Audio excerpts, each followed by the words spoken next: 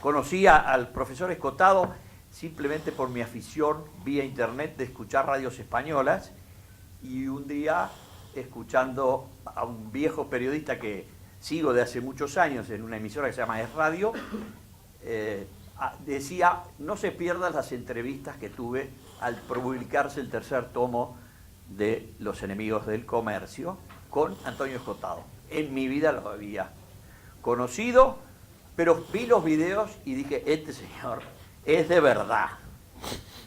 Y entonces lo empecé a seguir y lo empecé a tuitear, porque veía sus videos y todas las cosas que él iba escribiendo, y entonces un día veo que Antonio Escotado me seguía. Eso me abrumó. Digo: ¿cómo Antonio Escotado me sigue? Entonces le escribí rápidamente antes que se arrepintiera, porque presumí que era por un error que Antonio Escotado seguía mis tweets.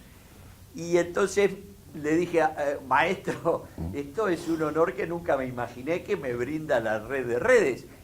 Y me dijo: pues no tanto, porque no soy Antonio, sino que soy Jorge, su hijo, y community manager. Le dije: pues entonces, un gusto, Jorge, y ya quedamos enganchados. Y ahí le dije: un grupo de amigos en Montevideo, nos fascinaría que don Antonio pudiera venir. Y me dice: ¿sabes que tenemos una ida a Buenos Aires? Y dime cuándo es, yo voy a estar. Y empezamos a comunicarnos además por las otras herramientas, WhatsApp, etc. El 26 de octubre, Antonio dio una conferencia estupenda en Buenos Aires, y al final lo fui a saludar, me fui a presentar. Hubo un episodio divertido porque él ya me ubicaba como que era un hincha medio fan. Y Jorge me dijo: vente mañana al hotel. Al día siguiente fui al hotel, estuvimos tomando unas cervezas, y al salir me dijo: yo tendría ganas de ir a tu país. Bueno, le dije: me pongo ya en campaña, y esto ha tomado 5 meses de mucho trabajo, la generosidad del Instituto de Estudios Cívicos, en la persona de Pablo Viana, que me dijo: tráelo, después vemos. Bueno, muy bien, eso fue lo que hicimos. Lamentablemente hoy no está con nosotros porque está con 38 de fiebre. Y, por supuesto, pero además, mi otro amigo, Gerardo Sotelo, me dijo: si viene el maestro Escotado, yo quiero hacer algo. Le dije: serás el presentador. Así que los dejo con Gerardo Sotelo, que va a presentar al maestro Escotado y va a conducir esta ceremonia.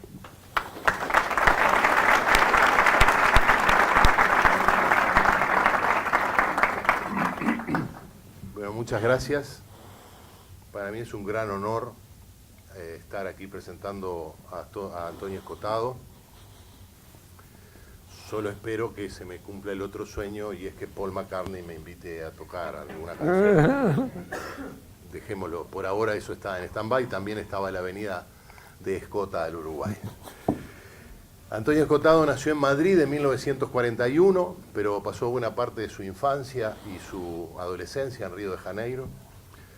A su regreso a España, en los 50, se dedicó al estudio de la filosofía y el derecho, obteniendo título de abogado.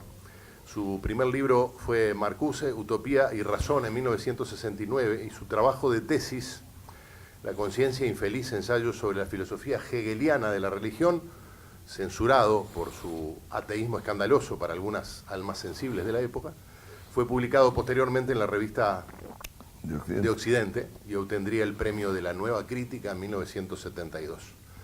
Durante los siguientes años alternaría la actividad académica con la investigación, publicando De Physis a Polis, la evolución del pensamiento griego desde Tales a Sócrates en 1975, y 10 años después, Realidad y Sustancia, anticipo de una reflexión sobre el azar y el caos, que se transformará en el libro Caos y Orden, premio Espasa de ensayo en 1999.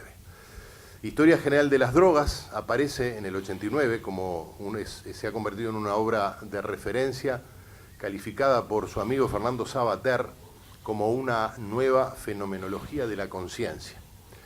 Bueno, para no abrumarlos a ustedes y a él con la bibliografía completa de Escota, como le dicen cariñosamente familiares y amigos, Digamos que su trilogía Los enemigos del comercio, una historia moral de la propiedad, publicada entre los años 2008 y 2016, es, como dice el Instituto Juan de Mariana, al proclamarlo ganador del premio 2019 por su defensa de la libertad, una obra que demuestra cómo a lo largo de la historia, desde Esparta hasta nuestros días, las peores situaciones a las que se ha enfrentado el ser humano tienen que ver con las interferencias al libre intercambio entre particulares. Y dicen también, es esa la defensa de una sociedad basada en acuerdos voluntarios entre individuos responsables lo que motiva a nuestro autor a defender sin cortapisas la libertad. Amigas, amigos, con ustedes, Antonio Escotado. A mí me han puesto esto, creo que funciona. Funciona esto, ¿no? ¿Me oyen ustedes bien?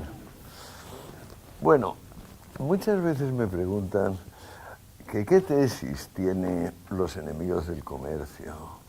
Pues la verdad, ninguna tesis. Yo vi que había una laguna, había mucho sesgo, yo ignoraba todo. Yo fui comunista, como la rojo, como la muleta de un torero. Y luego fue pasando el tiempo, naturalmente, pronto o tarde nos enteramos de lo que sucedió en la URSS, de lo que sucedió en todos los demás países donde se aplicó la receta de Marx. Pero aún así no sabíamos nada, pienso yo. Si nos damos cuenta que unas personas escriben porque buscan, y entonces al empezar a escribir no saben en qué va a terminar todo eso, porque realmente buscan. Y o bien con el telescopio o bien con el microscopio, todo cambia muchísimo, no mucho, muchísimo. Y el que pesquisa tiene que estar dispuesto cada día a darse cuenta de que está totalmente equivocado. Esto no es compatible con ciertos temperamentos que podemos llamar de idea fija, que en realidad cuando dicen que investigan, lo que hacen es confirmar indirectamente. El prototipo de esto es el propio Capital de Karl Marx, que se supone que es una investigación sobre la naturaleza del capital y las relaciones sociales y en qué consiste finalmente lo real. Pero no, por supuesto, desde que empieza la primera línea a la última ya saben lo que quiere decir.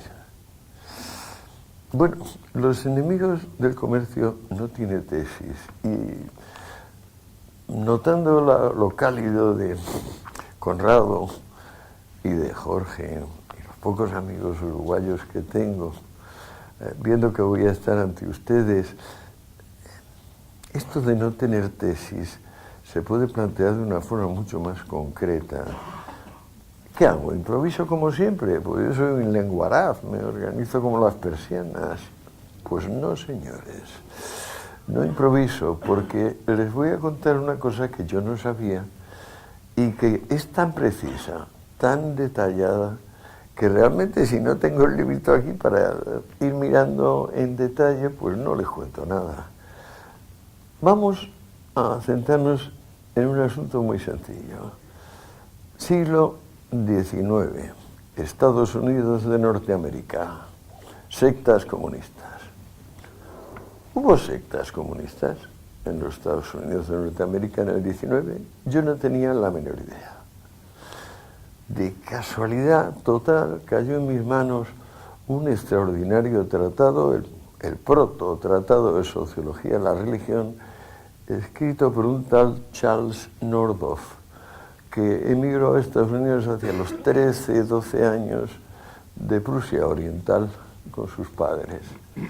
Allí se abrió la vida como periodista y como en Europa precisamente acababa de estallar la Comuna del 70 francesa, que fue tan sangrienta, en París murió más de 30.000 personas de milagro.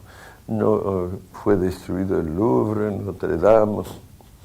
ya fueron de estudiar suficientes cosas allí, pero estos dos se salvaron de milagro, porque muchas personas dieron la vida para evitar que aquello se quemase. Entonces Noordhoff, indignado por aquella manera de entender las cosas, dijo, voy a estudiar las sectas comunistas de mi país porque hay muchas.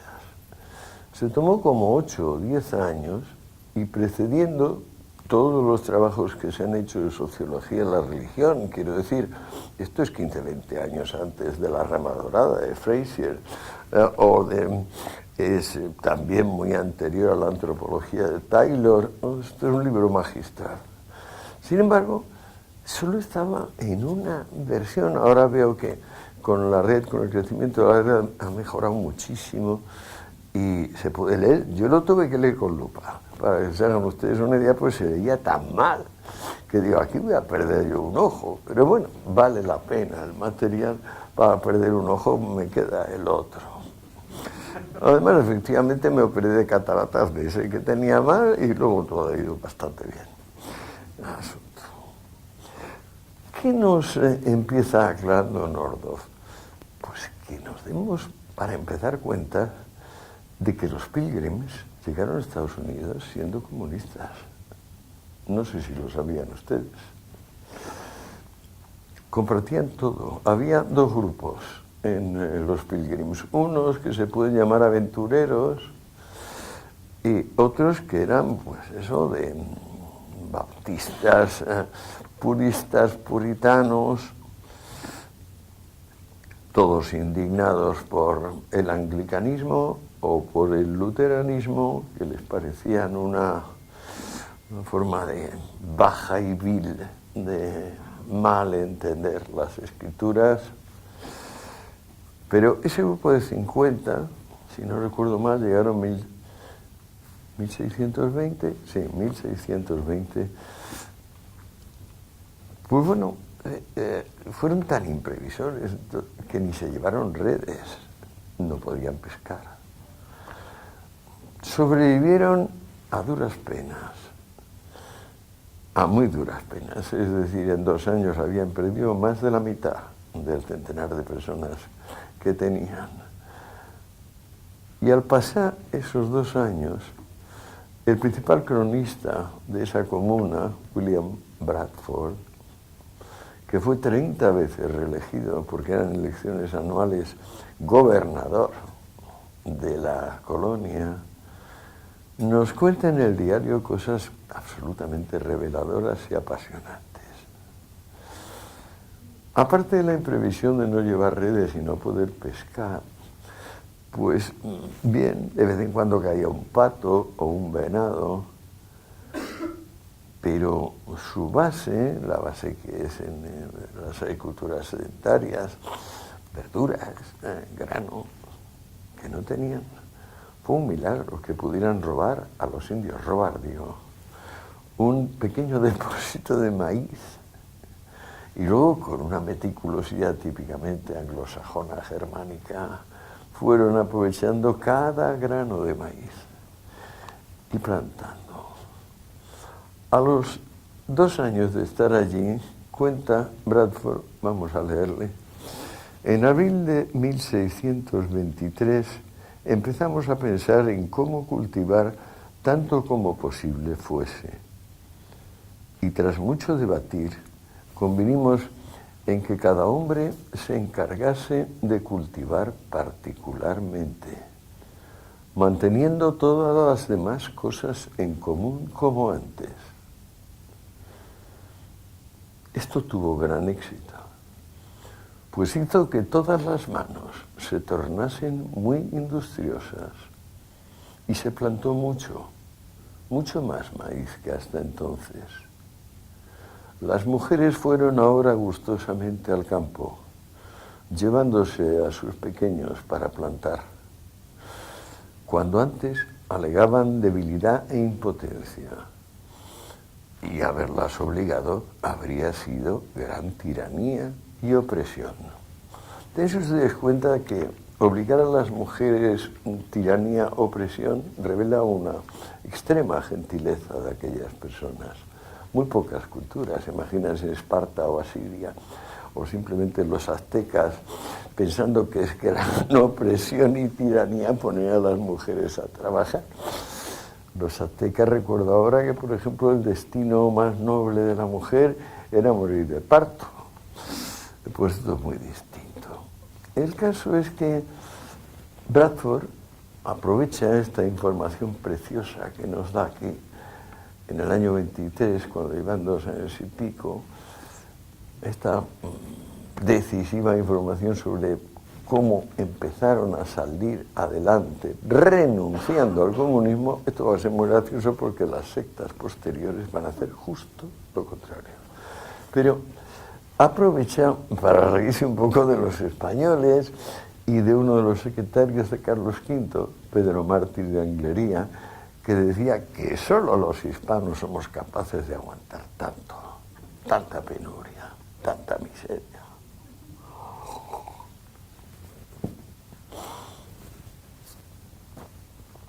Recuerda que de las pocas cosas razonables que hizo Lutero fue sacar de la Biblia, más concretamente el Nuevo Testamento, la Epístola de Santiago y el Apocalipsis, diciendo, a mi juicio, con toda la razón del mundo, que no solo son manifiestos comunistas, sino que son unas expresiones de odio destilado como si fuese el éter, que, como saben ustedes, no es destilación alcohólica, sino destilación con ácido sulfúrico. Y sale allí una mezcolanza que tendrá 180 o 190 grados en vez de los 90 del alcohol. Bueno, entonces nos dice Bradford, de esos que piensan que el cristianismo es la religión de la santa pobreza, que la paz de Dios es que todos nos igualemos en la miseria. Comillas. Como si fuesen más sabios que Dios. La arrogante vanidad de Platón y otros antiguos, recuerden ustedes que la República Platónica es comunista parcialmente al menos, y los espartanos también, que son los admirados por Platón, como si fuesen más sabios que Dios, la arrogante vanidad de Platón y otros antiguos imagina que suprimir la propiedad y compartir la riqueza creará dicha y florecimiento. Pero nuestra comunidad, hasta allí donde lo fue, engendró mucha confusión y desconfianza y retrasó mucho empleo de los recursos que habría redundado en su beneficio y comodidad.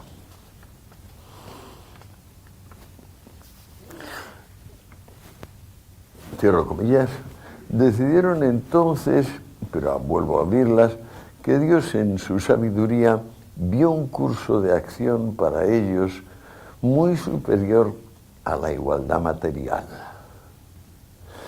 Y desde la primavera de 1923, cuando el grupo volvió a superar el centenar de miembros, laboralmente útiles, la colonia ofreció un anticipo de lo que iba a ser Norteamérica, comillas. Cuando llegó el tiempo de cosechar, en vez de hambre, Dios nos dio abundancia y la faz de las cosas cambió. Los más capaces e industriosos tuvieron de sobra y pudieron vender a otros. Y desde entonces desapareció la escasez. Para entender a Bradford y a los Pilgrims es necesario tomar en cuenta una iglesia que me resisto a llamar secta, porque la secta tiene dos rasgos que no tiene esta iglesia que voy a mencionar. Esos dos rasgos son el secreto y la obediencia incondicional a un líder infalible. Esta iglesia no los tiene. Esta iglesia es la honorable sociedad de los amigos, los cuáqueros. ¿Qué hacía de los cuáqueros alguien en particular? Pues que fueron los primeros cristianos que dijeron: ni un dogma, ni un rito, nada obligatorio. Nos reuniremos de vez en cuando. La mayoría de las primeras reuniones de los cuáqueros se quedaban todos callados, simplemente sintiendo que eran efectivamente amigos, friends. Uno dirá, caramba, por un lado es increíblemente audaz. O sea, se llaman cristianos, pero no tienen un dogma, no tienen una liturgia, no tienen una autoridad. ¿Por qué se llaman cristianos?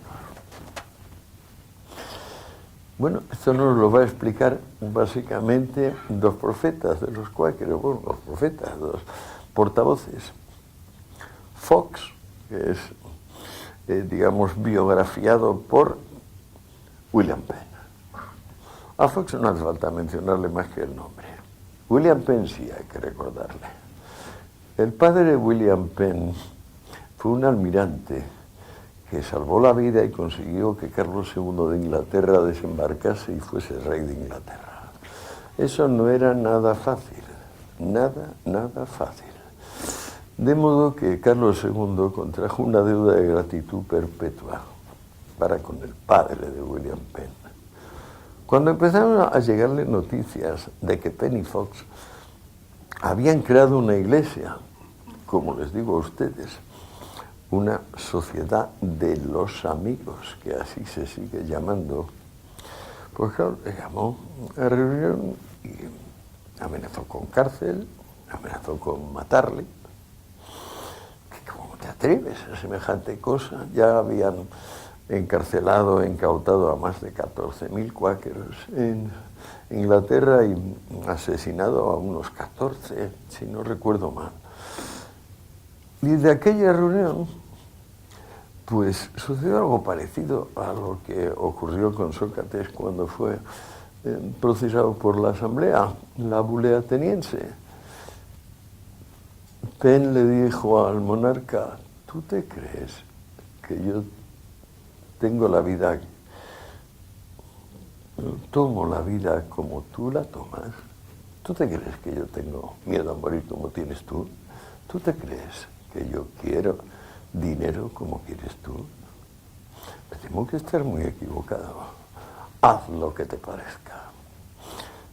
Carlos II quedó bastante tocado por aquella chulería, aquel desafío ilimitado, porque naturalmente el padre de Penn era un potentado, tenía 20 castillos, y entonces, no sabiendo qué hacer con aquel individuo, dijo, bueno, yo tengo muchas tierras allende los mares. Mira, vete tú con todos los tuyos allí. Y así surgió Pensilvania. 120.000 kilómetros cuadrados, 120 millones de metros cuadrados. Por entonces, con gran diferencia, la mayor finca del mundo. Mayor que los mayores terratenientes rusos. Bueno, se esperaba que allí se fuera Penn y de alguna manera mostrase que era humano. No, señor, Penn no era tan humano. Penn decidió que aquello no era suyo, que allí iba a haber una república donde la libertad de conciencia floreciese. Se comprometió expresamente a que ni él ni ninguno de sus herederos tendría derechos particulares o privilegios sobre ese inmenso territorio. Y escribió el Frame of Government, el marco de gobierno, que es aproximadamente 4/5 partes de la Constitución norteamericana vigente, que se aprobó casualmente 100 años después de que William Penn fundase el Pensilvania y la capital del estado, Filadelfia. Ahí es donde se aprobó la Constitución de los Estados Unidos, que ya les digo que se parece mucho a lo que escribió Penn. ¿Por qué finalmente no mató Carlos II a Penn? Pues yo me inclino a pensar que básicamente porque había fascinado y dejado estupefacto poco antes a un hombre tan severo como Oliver Cromwell. que también le vio y dijo, este hombre no hay quien lo toque. Es como Sócrates, o sea, no le puedes amenazar, cuanto más le amenazas, más fuerte le haces. Una especie de cosa como inversa de la kriptonita y Superman. En fin, es mejor seguir en detalle, porque ya les digo que viendo en detalle las cosas se hacen muchísimo más ricas. O sea, yo creo que lo que distingue la fantasía de la realidad es que la realidad tiene un pormenor infinito y la fantasía siempre tiene un pormenor muy, muy, muy limitado. Entonces, entre el preámbulo del Frame of Government dice: los gobiernos dependen más de los hombres que los hombres de los gobiernos.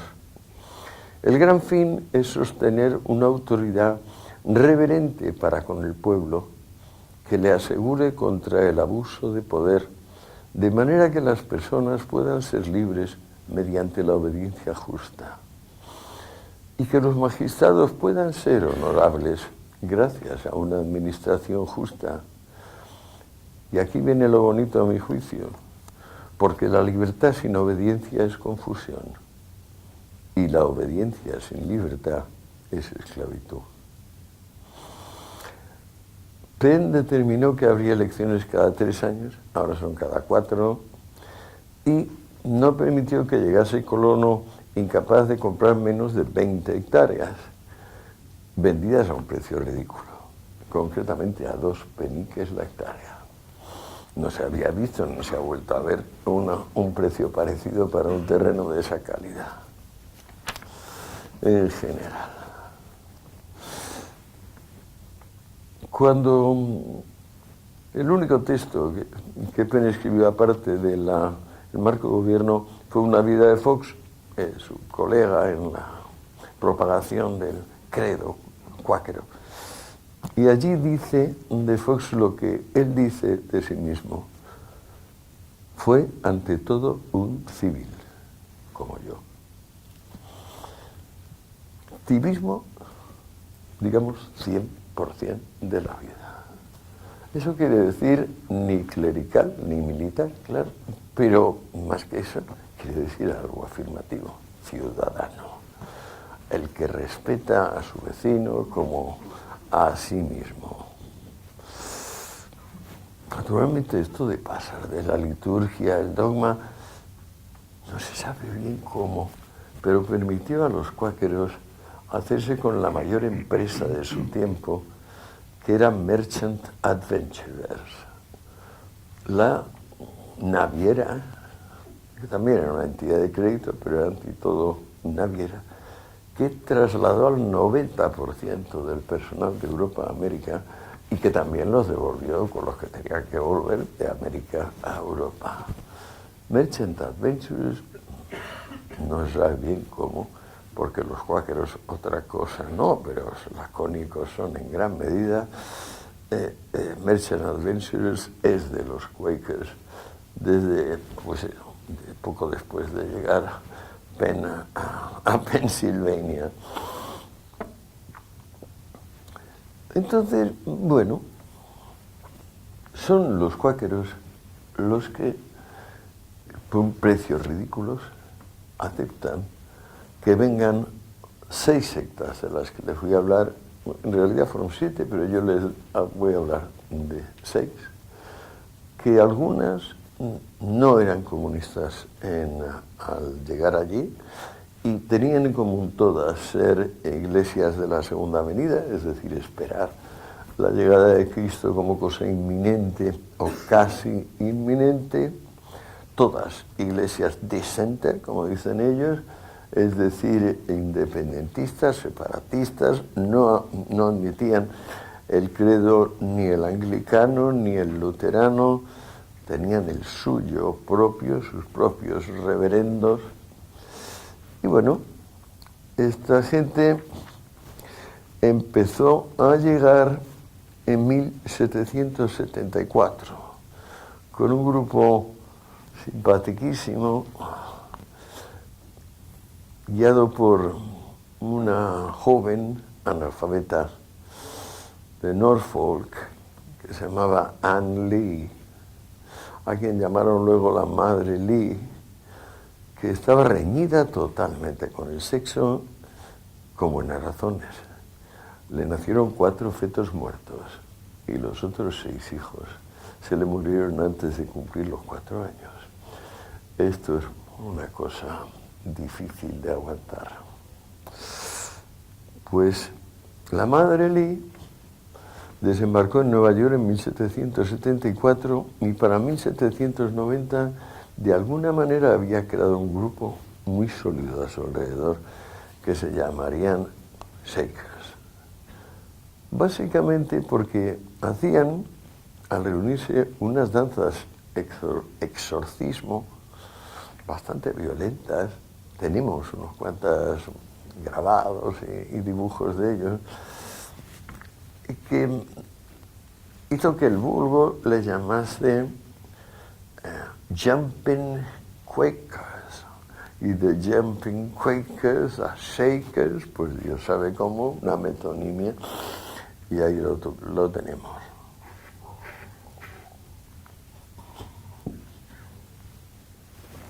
Rigurosamente célibes, los Shakers siguen teniendo partidarios. Me dirán ustedes que esto es un milagro, que no puede ser. Pues sí puede ser, porque acogían gente, huérfanos, personas, adultos en busca de segunda oportunidad.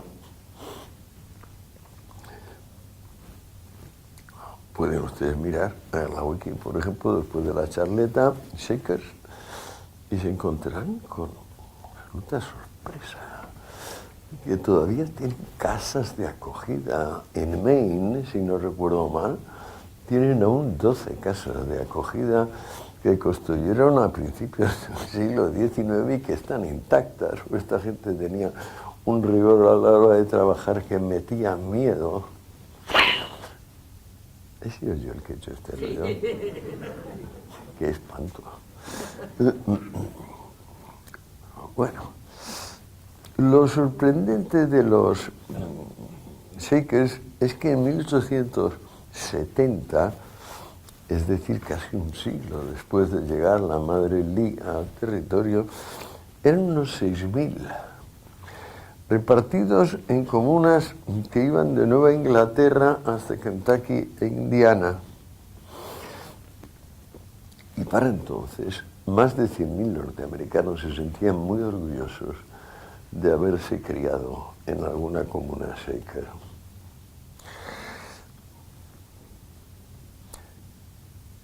¿Por qué se sentían orgullosos de haberse criado en alguna comuna Shaker?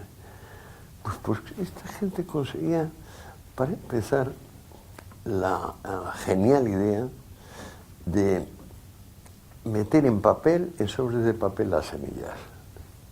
Esto les dio una inmensa fortuna, porque no se había hecho hasta entonces. Es una idea muy sencilla. Cogen la semilla, la meten en papel y la mandan por correo. También fueron los primeros en fabricar en masa hierbas medicinales.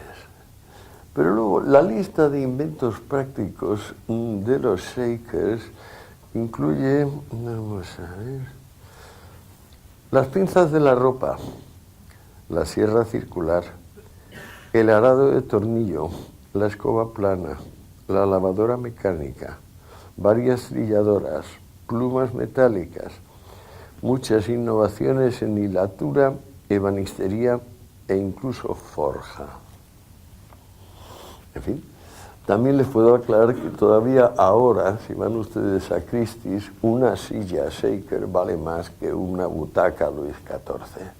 Porque aunque los Shakers utilizaban los materiales más baratos, pino del que solo sirve para cajas de fruta, no pino piñonero, su arte para diseñar sillas, bancos, mesas, es de una finura que anticipa todo lo que hoy llamamos funcionalismo. Sus colas siguen siendo las mejores y, por cierto, me parece que se hunden en el misterio. Algunas cosas tenían estas gentes que no acabar de contar a los demás. Y claro, ellos fueron la primera prueba manifiesta de que Dios no había condenado a Adán y Eva a trabajar con el sudor de su frente, que eso fue el fruto de la sociedad esclavista, donde el escriba que escribió esa gran fábula de Adán y Eva. No, los Shakers no pertenecen a la sociedad esclavista y por tanto el trabajo para ellos no solo no es una maldición, sino que es la bendición de las bendiciones, la vida buena, el camino directo a la felicidad. Los siguientes que llegaron fueron los seguidores de George Rapp, Georg Rapp, por decirlo mejor, un señor de Württemberg, a quien las autoridades luteranas consideraban un tontaina, un loco, un maniático, pero que consiguió reunir a algunos miles de seguidores en Alemania.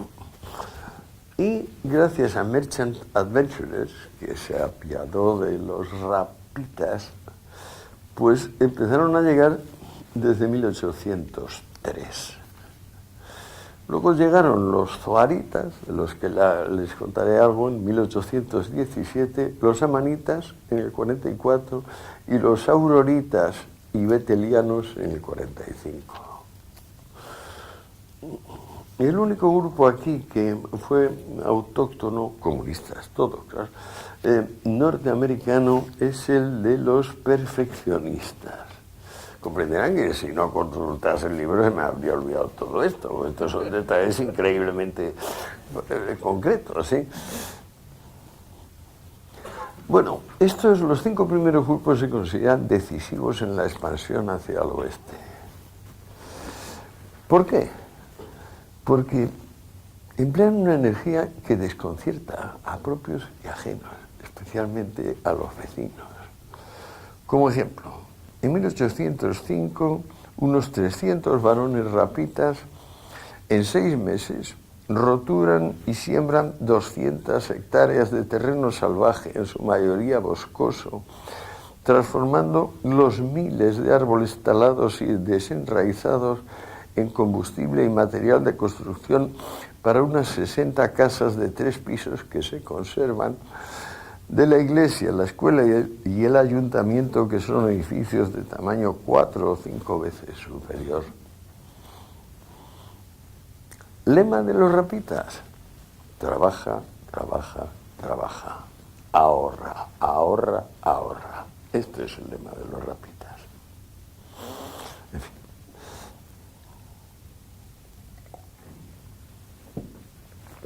Nordhoff, que nos ha ido contando todo esto, se detiene un momento y nos aclara algo de conjunto sobre todos ellos. Dice: abundan personas alegres y apacibles a su manera. Son sin duda los individuos más longevos de los Estados Unidos. Sus hospitales los he encontrado casi siempre vacíos. Su carácter es básicamente gregario. Está fascinado por algún líder carismático, aunque admiten que se equivoca o puede equivocarse, y se aseguran el confort con trabajo y obediencia.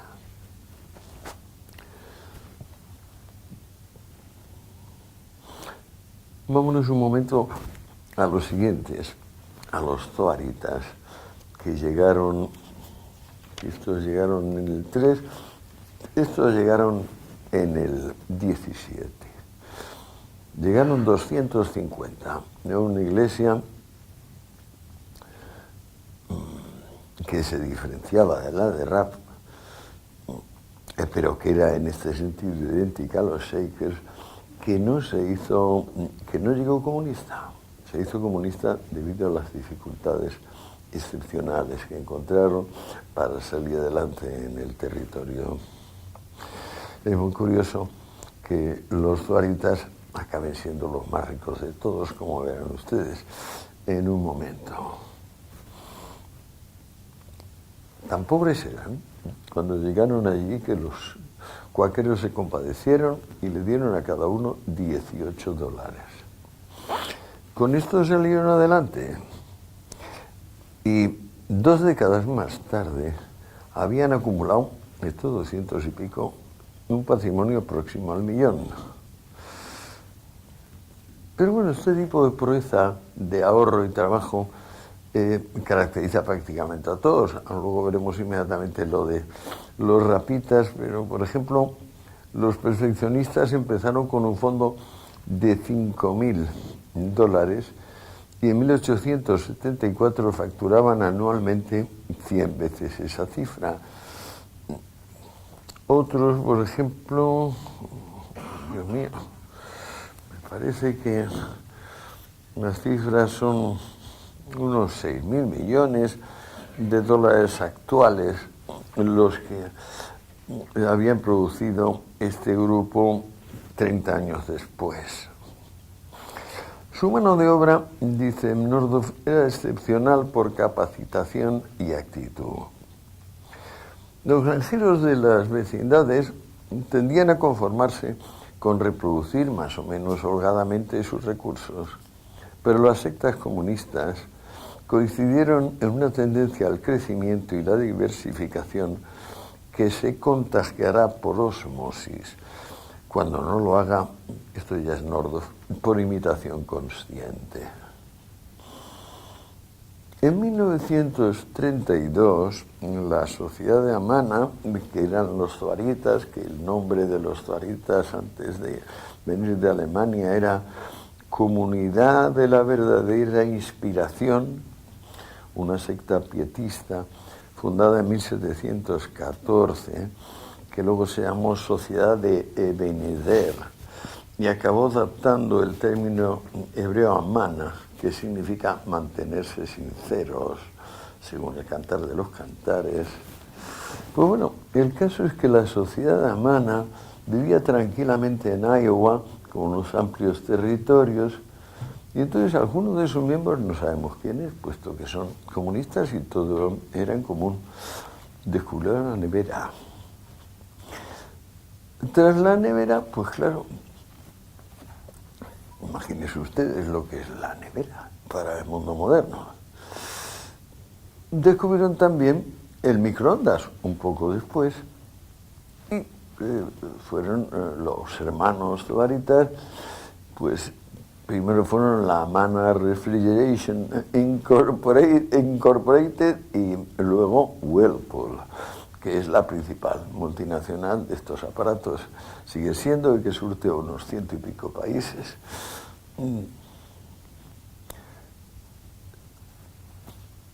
Vamos a seguir.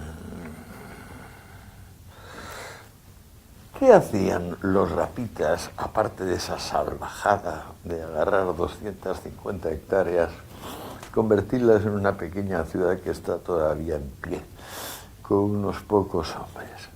Pues bueno, se dedicaban a la producción de vino, de vinagre, hacían el mejor whisky de los Estados Unidos, montaban serrerías, molinos de todo tipo, telares, tintes, talleres de arquitectura y carpintería, hornos de fundición, imprentas y granjas. Cuando empezaron a mejorar y salieron de la absoluta miseria con la cual llegaron, decidieron no solo el comunismo, sino que también iban a ser célibes. Estuvieron a punto de fundirse con los Shakers. Pero unos pequeños detallitos litúrgicos de interpretación del Antiguo Testamento previno la fusión de las dos sectas.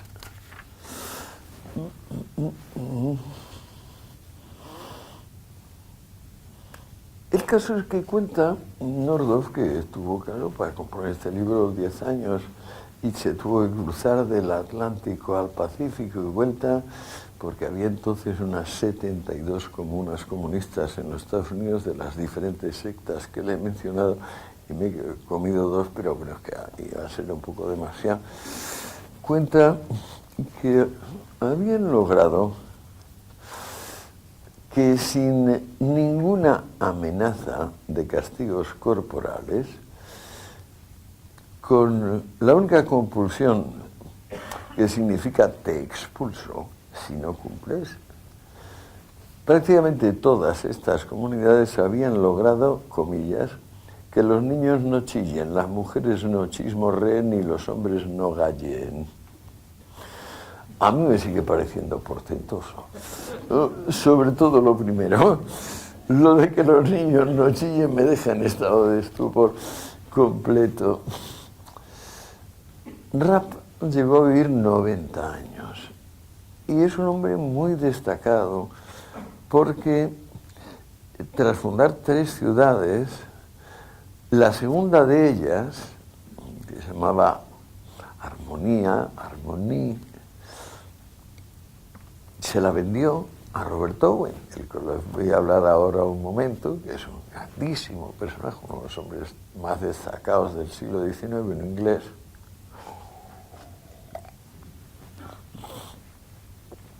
Y Rapp no solo le vendió a Owen la segunda ciudad por $135.000, teniendo ya 90 casas, una infraestructura envidiable, o sea, a Owen le pareció un precio perfectamente razonable. Rapp lo había comprado por 350. Fíjense ustedes lo que renta el trabajo cuando se trabaja. Pues bueno, le vendió eso a Owen y se estableció finalmente en la ciudad que iba con él. La ciudad que iba con él era Economía, que ahora se llama Armbridge y que es sede de los principales altos hornos americanos desde hace mucho tiempo. Hay un par de canciones muy bonitas de Bruce Springsteen sobre esos altos hornos, como su padre trabajaba allí, aunque Springsteen lo ve precisamente en la perspectiva diferente de la madre Lee o de Georg Rapp. Es decir, lo ve como pobres empleados explotados por los empleadores. Pero bueno, Rapp le vendió la propiedad. ¿Quién fue Robert Owen? Una familia muy, muy pobre. Él se sintió muy orgulloso desde los 6 años de trabajar como mozo de los recaos, si no recuerdo mal, de una sombrerería. Y llegado a sus 17, 18 años ya era un brillante capataz. Como tal brillante capataz acabó siendo el fundador y director de la primera gran fábrica del mundo moderno, New Lanark, en las inmediaciones de Glasgow. Del relieve que llegó a tener Owen en su tiempo, podemos hacer una idea de que el zar Nicolás se vino a estudiar los métodos de Owen allí. Que Engels hizo su primer libro, el de la clase trabajadora en Manchester, basado en los recuerdos y los datos del gran capataz Owen y de su novia entonces, que era una empleada de los Owen en su casa. Aquella fábrica fue la primera vez que se reunió 3.000 personas, con escaletas calculadas para que trabajasen desde los niños a los 6 años en adelante. Muchas veces ahora se dice, qué crueldad que trabajen los niños. Claro que es una crueldad que trabajen los niños, pero es necesario en algún momento que trabajen para que luego puedan no trabajar. Es decir, para crear una cultura donde las guarderías, las escuelas, los derechos sociales, los seguros sociales que me diga, se establezcan. Lo digo por el caso este famoso de Bangladesh, pues la legislación norteamericana moderna ha prohibido que se importe cualquier tipo de producto hecho por menores de 16. Y en Bangladesh el gobierno presentó una protesta oficial diciendo que eso había lanzado a decenas de miles de adolescentes que estaban entre los 12 y los 16 pues eso, las canteras, la prostitución, la miseria, el robo y el crimen. Las cosas hay que merecerlas y los ingleses se las merecieron.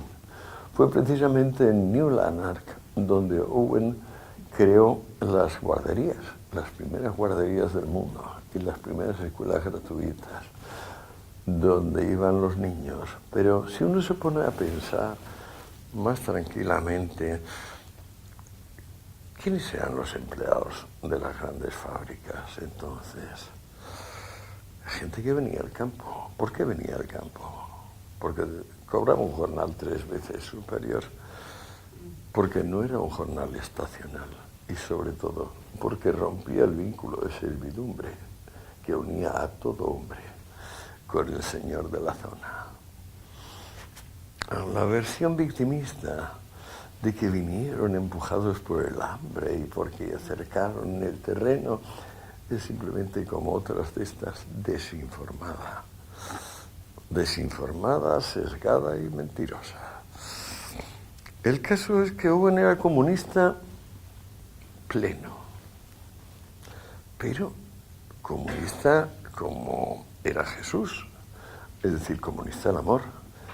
Él llegó a tener hasta 5 periódicos y 3 revistas y echaba a los directores cada vez que el director confundía el comunismo con la lucha de clases, o con el odio, o las relaciones de violencia de unos contra otros. Por lo demás se trata de un lunático. Owen consultaba la bola de cristal todos los días, estaba hablando con Ciro el Grande un día y con Platón el otro. Era una persona un poco rarita en la vida práctica, pero extraordinariamente competente. Cuando el gran Dale, Robert Dale, el principal banquero de la época, quizás el más grande banquero de todos los tiempos, le invitó un día a su casa y vio que se hacía ojitos con su hija y que se casó con Owen. Por eso los hijos de Owen se llaman Dale Owen, porque los ingleses ponen primero el nombre de la madre, luego saldrán los hijos de Owen, que no hacen muy buen papel en esta película. Pero el caso es que Dale concibió el mayor préstamo que se había imaginado para empresas privadas. Él era el director del Bank of Scotland, sí, me parece que sí. Y contó con el apoyo de un hombre también importantísimo en la época, el fundador del utilitarismo, Jeremy Bentham, que era un gran potentado también.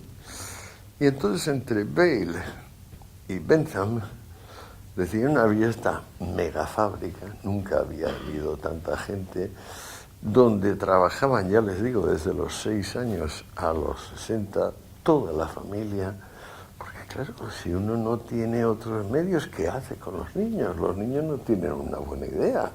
O sea, deje uno el niño en la calle, deja uno el niño a manos de los abuelos. El niño tiene 20 veces más energía que los abuelos, va a hacer barra basada sin parar y se va a poner en peligro total. O sea, la solución práctica del momento era la que se les ocurrió conjuntamente a Bentham, a Dale y a Owen, claro, los 2 de ellos megamillonarios. Owen, un hombre del pueblo bajo, pero que había ascendido rápidamente, y que venía con el ideal comunista, pero el ideal comunista que llamaba el milenio laico. No vamos a oír a Owen hablar en algún momento, entre comillas, y nos vamos a divertir bastante. Pues bueno, Owen le compró a Rap Armonía y lo llamó Nueva Armonía. Como era el hombre quizá más famoso del mundo, tuvo 2 plenos del Congreso americano felicitándose de que uno hubiese decidido crear la sociedad comunista perfecta en el estado de Indiana, sobre la base de 20.000 hectáreas, donde él aportó pues 4/5 partes de su fortuna, dotándola de la maquinaria industrial y agrícola más avanzada de su época. Y acabó, en principio, aceptando unos 900 colonos que pusieron en marcha el proyecto.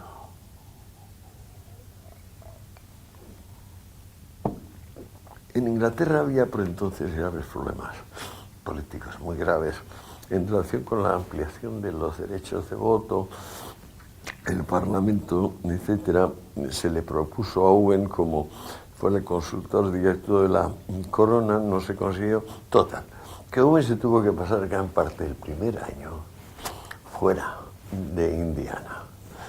Dejó al cargo a sus dos hijos, el principal, Robert Dale Owen. Cuando volvió al año, no solo no se había logrado lo que él llamaba el periodo intermedio de aceptación para el de igualdad absoluta, había como 5 facciones directamente opuestas, se había gastado mucho más de lo que se pensaba, se había trabajado infinitamente menos de lo que se calculaba y tuvo que poner prácticamente, pues, creo que fueron $50.000, que era pues lo que le quedaba de la fortuna a este hombre. Yo no sé la paciencia que pudo tener, porque allí encontró personas, él había fundado 2 revistas para la comuna, y una de ellas tenía un señor, un tal Paul Brown, que insistía en llamarle especulador a Owen, porque no había puesto el 100% de su fortuna en la empresa, porque le quedaba todavía algún dinero. Y entonces que estaba quizá ganando dinero con New Harmony. Bueno, la paciencia de Owen estaba mezclada con su demencia, porque al aceptar los 900 colonos no se le ocurrió lo más elemental. ¿Tienen ustedes experiencias profesionales? ¿Vienen ustedes de alguna profesión? ¿Tienen alguna pericia? ¿Saben hacer algo? Eso no se le ocurrió preguntarlo a Owen. Cuando volvió, el 60% decía: yo no estoy dispuesto a trabajar para el inglés, como decimos en España, y ese no hacen nada y se quieren quedar con lo de los demás. Su propio hijo se presentó con 12 intelectuales, literati se llamaban, a decir que les diese como privilegio un sello, porque el trabajo manual les parecía infamante y ellos pues querían directores de biblioteca, pintores oficiales, intelectuales, vivir de la mente. Probablemente Owen los despachó con cajas destempladas a su hijo y a los demás que venían, les dio a cada uno 8 hectáreas y dijo: haced algo, si no, volveros a Inglaterra. Para entonces, claro, todo iba muy mal, muy mal. Y vamos a ver, Owen, sin embargo, tenía tal ilusión en su empresa que cuando ya prácticamente había agotado su fortuna en febrero del 26, aquello se convirtió ya, él lo convirtió en un ente autónomo con 900 personas, pues ya autogobernaros. Claro, nosotros como que autogobernarnos no morimos de hambre, ni pensar en autogobernarnos. No, tú sigue aquí de director y sigue poniendo subvención, porque si no vamos todos al garte. Y él entonces soltó la famosa frase esta, que es una de las 4 o 5 suyas que se conservan para siempre. Comillas: libraré a la humanidad de sus 3 males más monstruosos: la propiedad privada, la religión irracional y el matrimonio basado en la propiedad de cada cónyuge sobre el otro. Cierro comillas. Cuando Rapp volvió, que Rapp le dio 2 años para pagar el crédito, los $135.000 que le costaba, se puso a llorar porque dijo: pero Dios mío, es que no funcionan, las tejas se os han roto, las cañerías no funcionan, las goteras prosperan, La gente se odia. ¿Qué es esto? No es la ciudad que yo te he dejado. ¿Qué pasa con esto? Pero tenemos ahí un testigo de primera mano, Josiah Warren, que fue muy, muy influyente en la obra de Stuart Mill y más aún en la de Spencer, el evolucionista. Y Warren nos lo cuenta directamente, comillas. La diferencia de opiniones, gustos y propósitos creció justamente en proporción a la demanda de conformismo. Así gastamos 2 años, al final de los cuales no creo que más de 3 personas, de 900, albergasen la menor esperanza de éxito. La mayoría de quienes se lanzaron al experimento se dispersaron, desesperando de cualquier reforma, y el conservadurismo se sintió confirmado. Habíamos ensayado toda forma concebible de organización y gobierno. Teníamos un mundo en miniatura, donde repusimos la Revolución Francesa con un resultado de corazones decepcionados en vez de cadáveres. Se diría que nos conquistó la propia ley de diversidad inherente a la naturaleza, haciendo que nuestros, comillas, intereses unidos, es una burla de Warren, entrasen directamente en guerra con la singularidad de las personas y el instinto de autopreservación. Y en vez de esa cooperativa armoniosa esperada, topamos con más antagonismos que los acostumbrados en la vida normal. Cierra comillas. Bueno, coetáneo de Owen es un comunista francés llamado Etienne Cabet, abogado.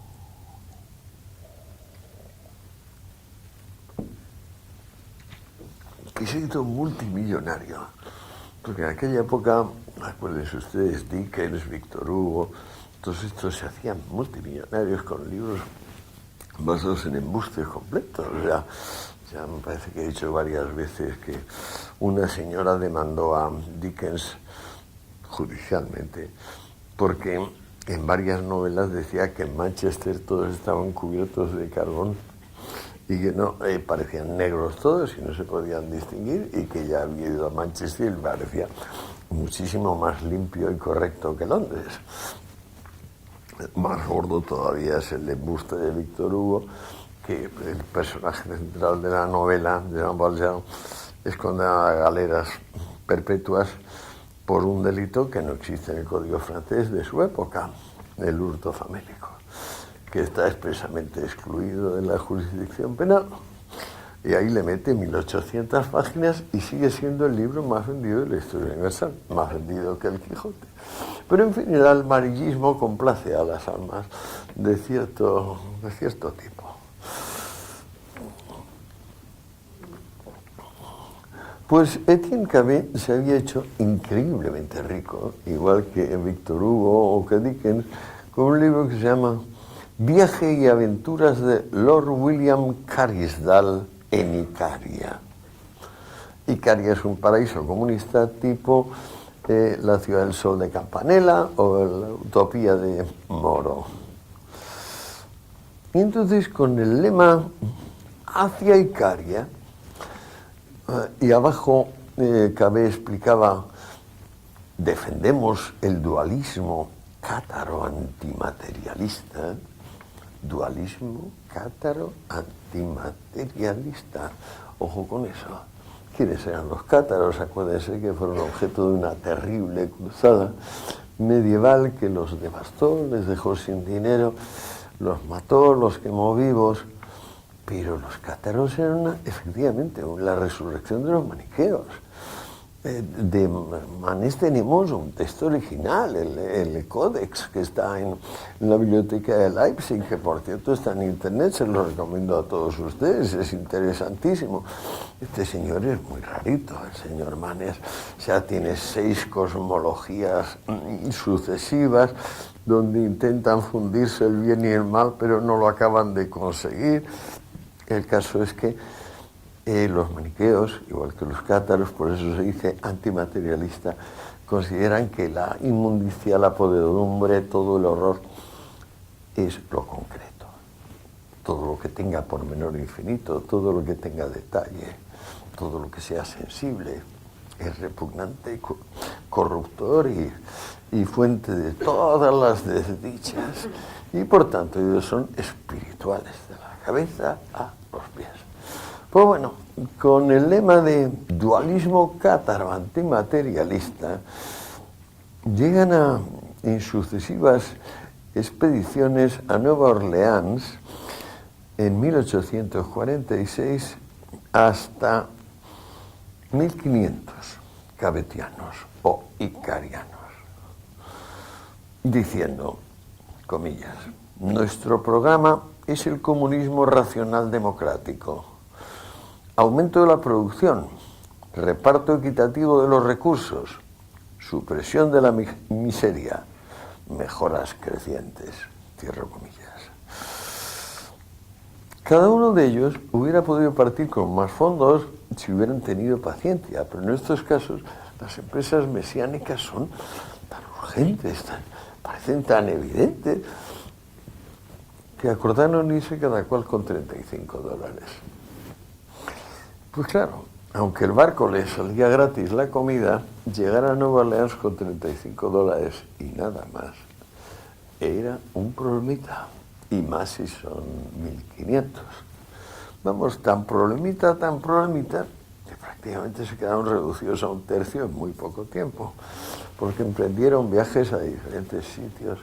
No se dieron cuenta que Texas, que acababa de tomarlo los americanos de México, había hecho una legislación donde se adjudicaban lotes pero separados.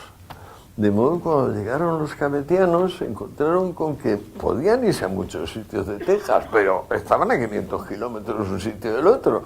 Y claro, como la comuna era estar en comuna, pues aquello era un disparate.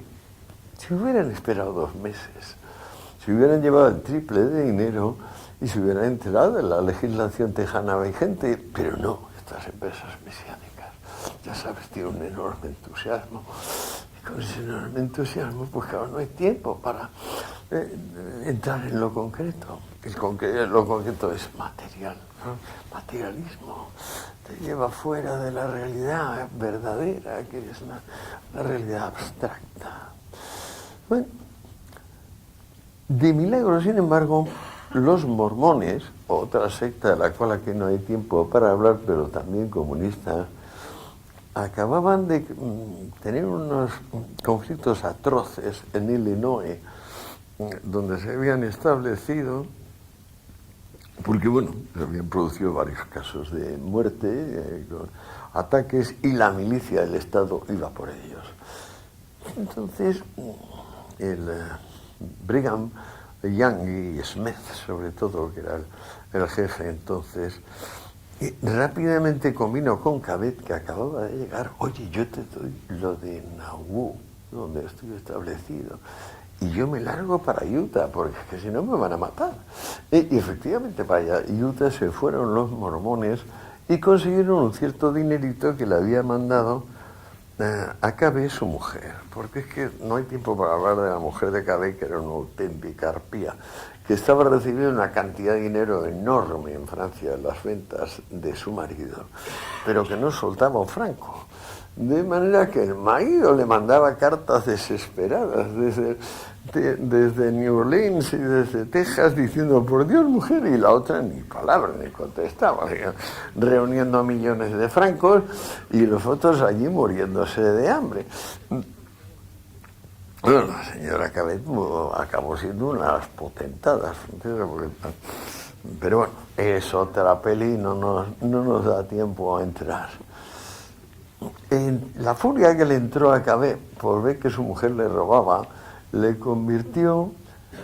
transformó el carácter. Y en principio era un hombre de buena templanza, no era mala persona, tío es un déspota, empezó a hacer cosas tremendas.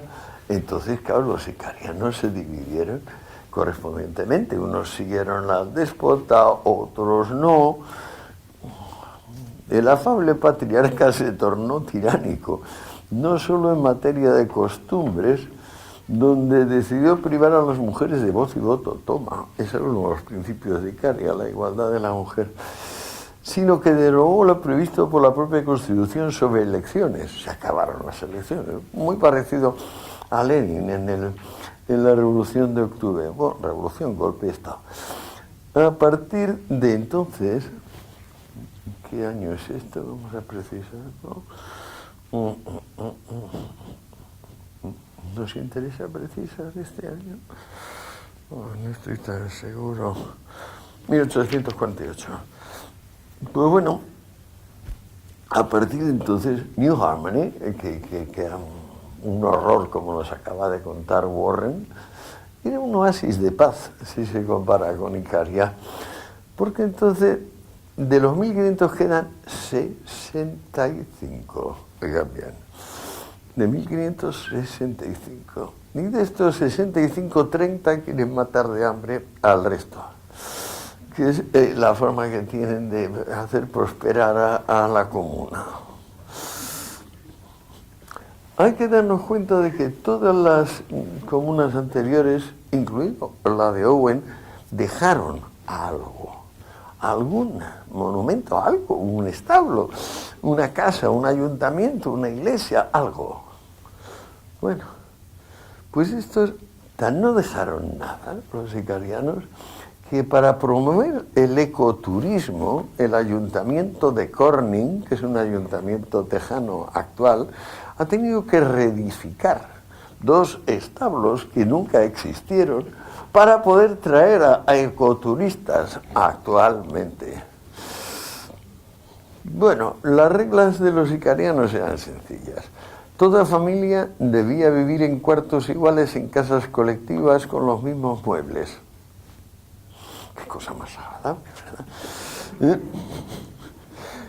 Los padres delegaban la educación de sus hijos en guarderías y reinaba una estricta división del trabajo. De manera que, como luego el famoso decreto de Lenin de regulación laboral obligatoria, pues sí, es el grupo el que determina quién hace qué para siempre. A ti te toca de la limpieza, a ti te toca arquitecto, a ti te toca agricultor, te toca lo que te toca y tú obedeces. Comenta Nordhoff, Icaria fue la menos próspera de las comunas y me fue imposible evitar un sentimiento de lástima, no ya por los hombres, sino por las mujeres y los niños, sometidos tantos años a todas las penurias y asperezas.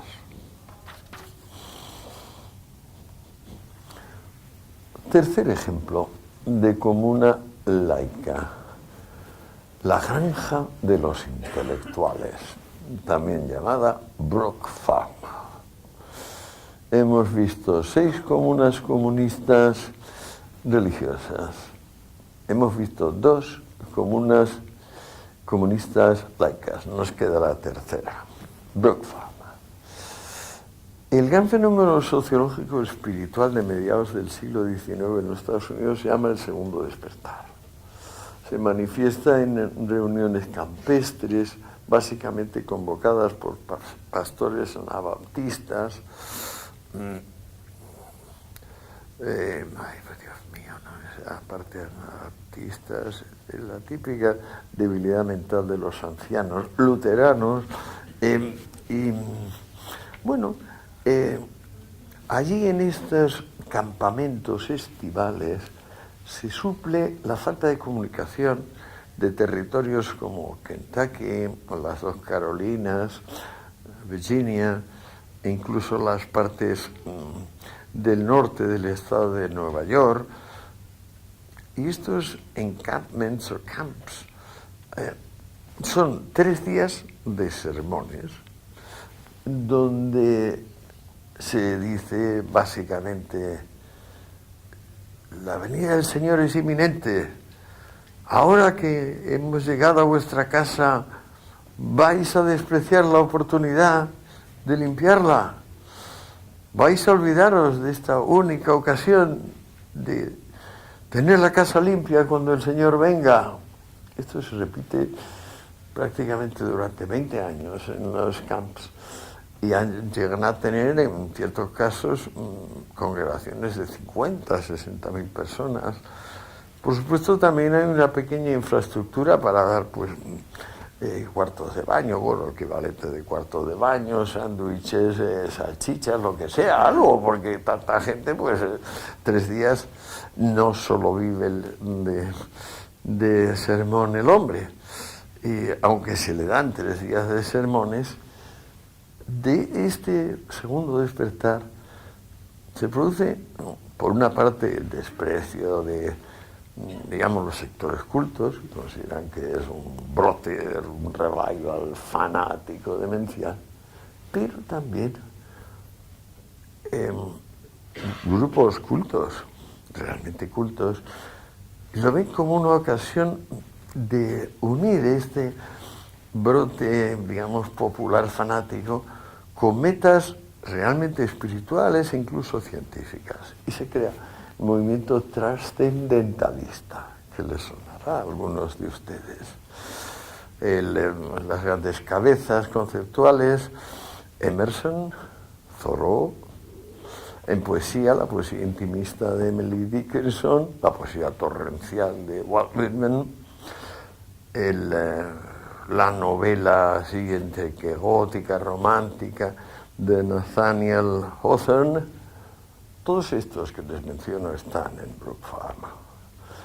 Brook Farm está a unos 80 kilómetros de Boston y son unas cuantas hectáreas, no creo que lleguen a 100, de terreno muy fértil, y en vez de poner $35 como tenían los pobres sicarianos, Brook Farm empieza con $500 por cabeza.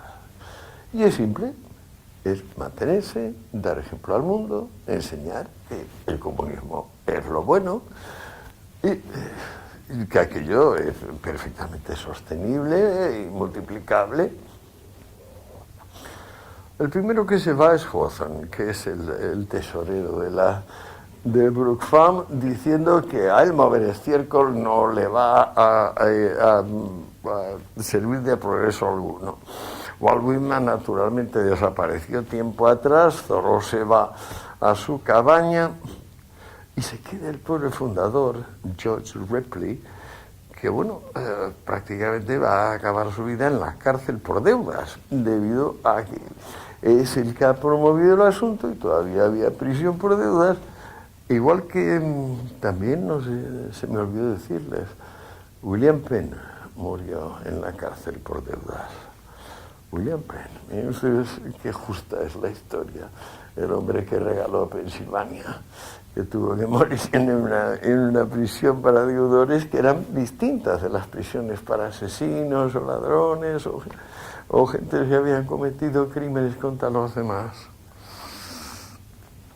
Bueno, Brook Farm, ¿qué pasa? ¿Por qué 3 comunas laicas forradas con el último material fracasan tan estrepitosamente? Y 6 sin nada, con unos prodigios laborales como los que hacen, ¿saben? Adelante. Pregúntenselo ustedes a sí mismos. Yo ya he cumplido la hora y me parece que estoy abusando de su atención. Pero les quiero recordar la enorme diferencia entre lo concreto y lo abstracto. Cuando lo miramos de cerca, las cosas se tornan extrañamente transparentes. Si las miramos de lejos y en abstracto, las cosas se tornan extrañamente simples. Yo desconfío de lo simple. Me encantan las cosas complejas. Sé que lo complejo tiene unas reglas que no son las reglas de lo simple. Diría yo que gracias a Dios, porque lo simple, bueno, es nuestra torpeza natural, el hecho de que cada cual busca su interés particular, muchas veces olvidando, como decía Heráclito, que logos es lo común, aunque cada cual piensa que su privado entender gobierna el mundo. Y bueno, mil gracias por su amabilidad. Y no sé si quizás alguien quiere hacer coloquio, está pensado o no. Mil gracias, señores, por su atención.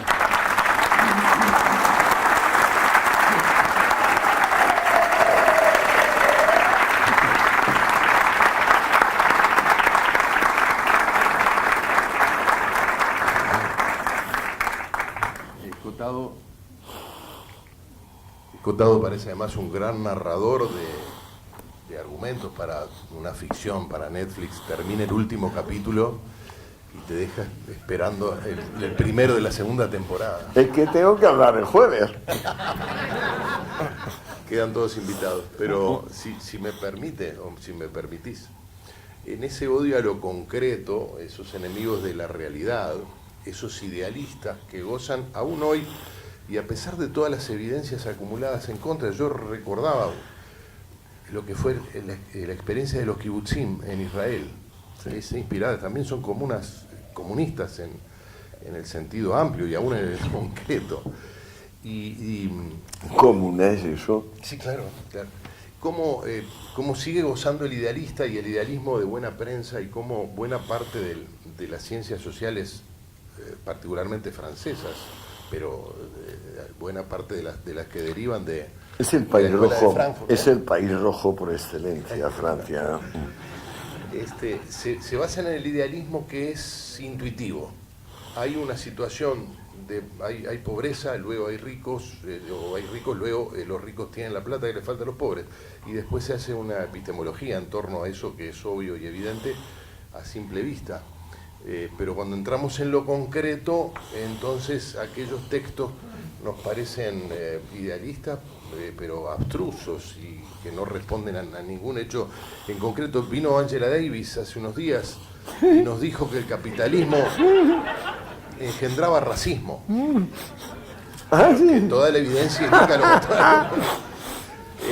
Y dijo, bueno, habló de la interseccionalidad, y aquello no explicó nada porque es imposible de explicar en lo concreto, pero te lo planteo como pregunta porque tú, además de un investigador, de un filósofo y de un hombre intelectual, eres un hombre comprometido políticamente, te interesa lo político. ¿Cómo plantearse frente a eso que es contraintuitivo? Bueno, en España estamos ahora en unas elecciones muy próximas. Hay que tener muy claro a quién hay que excluir.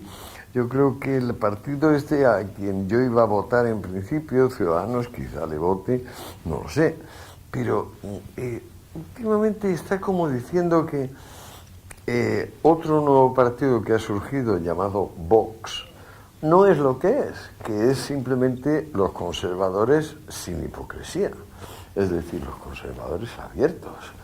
Mientras que los otros son los conservadores diciendo, pero no quiero perder el voto por aquí y por allá, de modo que estoy dispuesto a votar una ley de esto y del otro, pero que nada, que yo perder voto no. Entonces, si Ciudadanos crea lo que llaman cordón sanitario con respecto de Vox, perderá muchos votos a favor de Vox, desde luego, pero no conseguiremos lo que es una ocasión única en España para poner en su sitio, por una parte, a los separatistas, que no son más que caciques locales, es lo de siempre, el caciquismo de siempre, pero el caciquismo de tiempo de Felipe II, no te hablo de anteayer. No, y sobre todo, que no va a quedar expuesto como debe el eje chavista islámico, que es lo único que claramente está actuando en España desde hace mucho tiempo. El eje chavista islámico es simplemente un disparate que pretende que la antítesis tiene la misma fuerza que la tesis. Pero, amigos míos, para negar algo no es necesario que haya algo. Pues estos señores no se han dado cuenta de que para negar hace falta que algo esté puesto. Ellos creen que la antítesis tiene la misma prelación ontológica que la tesis. Esto es un despropósito. tendrá mi enemistad perpetua. Me he pasado la vida estudiando, es muy bueno, así se puede uno morir tranquilo, porque el ser humano que no se ha dado cuenta de que el privilegio que tiene, dado que tiene también el no tan privilegio de saber que va a morir desde los 8 o los 10 años con toda certeza, tiene en cambio el privilegio de aprender, el privilegio de saber, pero el que no respete ese privilegio, el que no dedique realmente su tiempo a saber, es un pobre diablo que pierde el tiempo. Es carne de diván de psicoanalista. Y bueno, si no lo sabe por las buenas, lo sabrá por las malas. No sé si alguien quiere hacer alguna pregunta, sospecho que sí. ¿Hay micrófonos en la sala?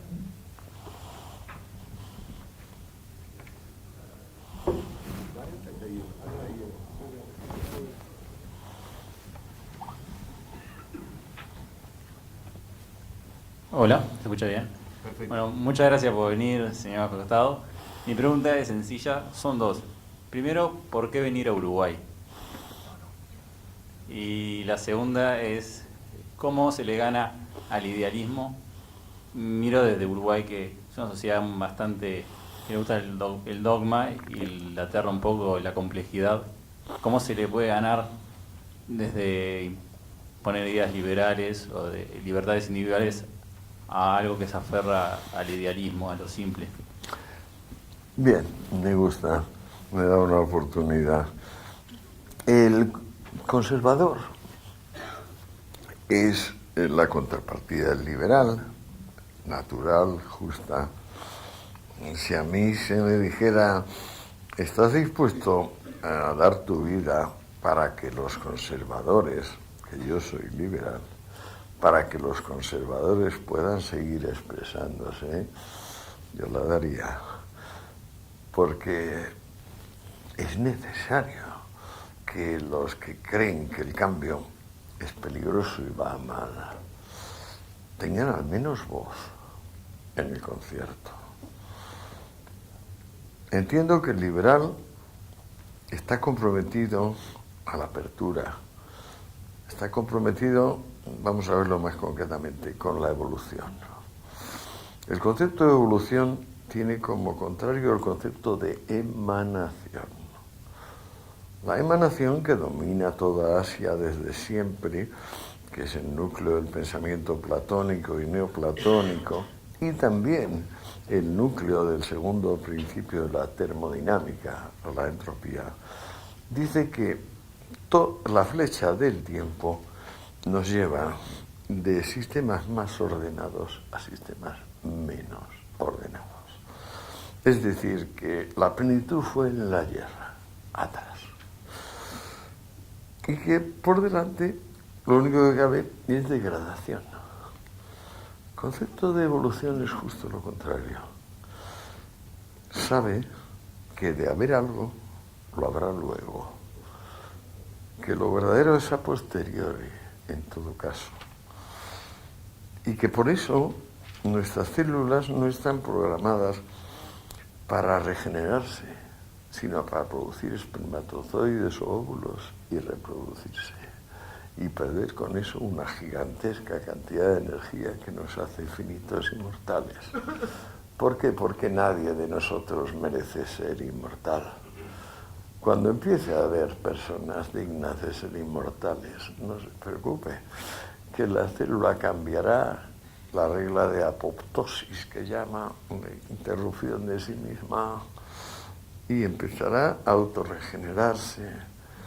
Entre tanto, el concierto es entre conservadores y liberales. Los terceros, el eje ahora islámico, el eje Teherán-Caracas, esos son nada más que conservadores velados. Es decir, tenemos un refrán que dice que por mucho que la mona se vista de seda, mona se queda. Bueno, el eje Teherán-Caracas no es más que hiperconservadurismo disfrazado de lo contrario. Y por eso tiene la palabra fetiche, revolución, que es la más incongruente, la más vacía de sentido y la que más ha revelado que no produce más que un movimiento inverso, es decir, círculo vicioso. ¿Sabemos lo que son círculos virtuosos? Pues no, esa hace un círculo vicioso. ¿Le he contestado?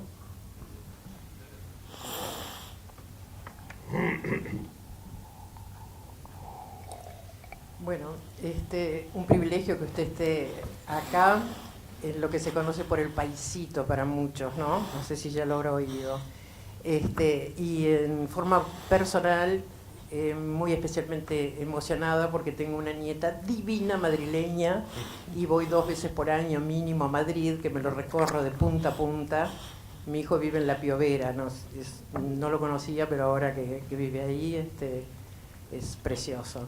Bueno, nos conocen por Suárez, Cavani y no sé qué otro, que no hay por qué describírselos porque a la vista está, ponen la televisión, ven los goles, macanudo. Y por Múgica, elemento muy moderno, muy actualizado y totalmente desinformada España. Le digo en general porque debo de hablar con unas 1.200 personas cada vez que voy, que terminan pidiéndome perdón por el desconocimiento, a lo cual les digo, ¿y ustedes qué tienen la culpa si la Deutsche Welle lo sigue poniendo como gran erudito todavía hoy en día, que veo a la Deutsche Welle y la veo en alemán, porque fui al colegio alemán y lo entiendo, el sumum de la hipocresía? Entonces llegó una persona en especial que me preguntó, Uruguay, ¿y el abuelo? ¿Y usted quién se refiere? ¿Al viejo asesino Tupamaro? Bueno, el tipo casi se desmaya, por supuesto. Pero usted que es un filósofo, un escritor, una eminencia, un observador, un analítico, es absolutamente imposible de que se vaya del Uruguay, aunque esté hasta el jueves nada más. No, estoy hasta el lunes. Bueno, mejor entonces. El fin de semana, más distendido, le podrán contar algunas cosas que son verídicas. Y no lo que Múgica se y yo ve. tenemos una diferencia fundamental. Yo me voy espiritualizando y llegará un momento en que me disiparé como el humo. Él me parece que va cogiendo materialidad creciente. ¿Quién? ¿Mujica? Sí. Por favor. Irónicamente, a raíz de que usted ha estado hablando sobre las granjas y sobre los terratenientes en Estados Unidos, acá nosotros tuvimos un señor presidente que vive en una granja muy valorizada por la proximidad a Montevideo, mal habida con el dinero de la guerrilla y cero productiva. Así No. que usted por lo menos que se vaya con ese concepto y que me haga él el favor de ayudarme, porque para mí es un trabajo que es un placer asesorar. A mí Pero me sé que, encanta atacar ¿verdad? tiranos y Bueno, sobre muchas todo gracias. desenmascararlos. Ahí está, muchas gracias.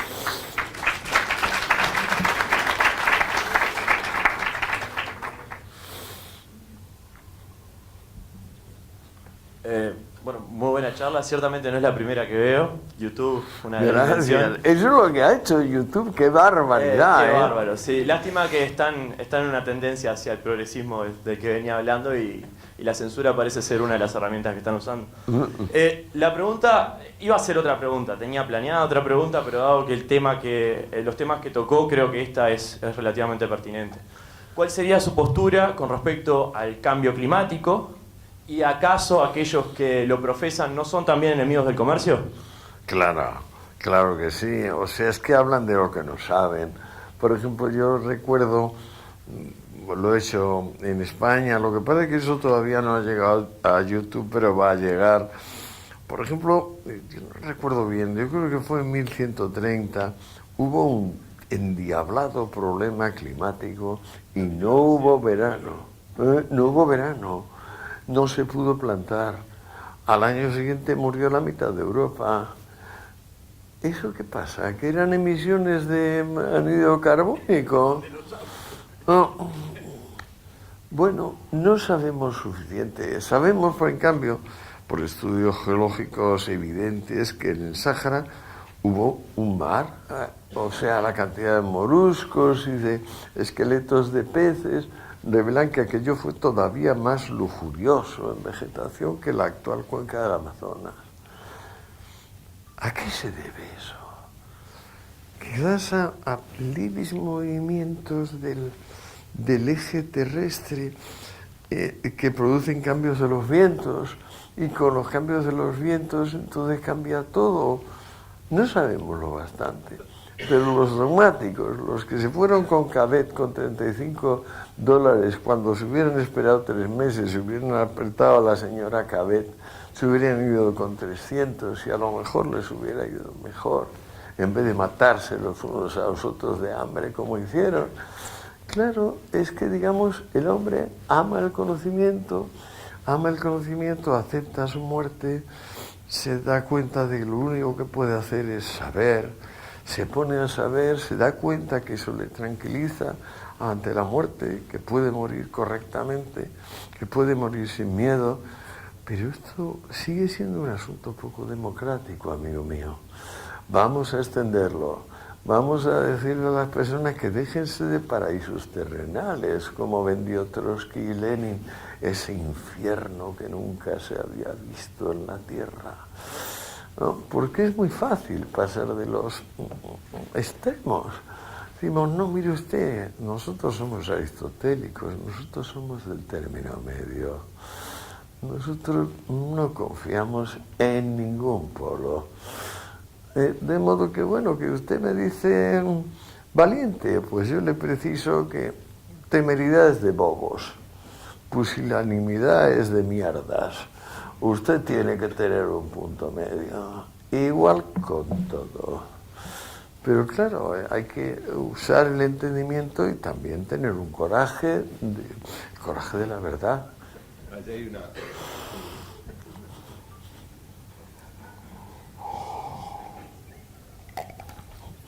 Buenas noches. Muchas gracias por haber venido, como todos aquí estamos muy agradecidos. Quisiera hacerle 2 preguntas concretas y sucintas.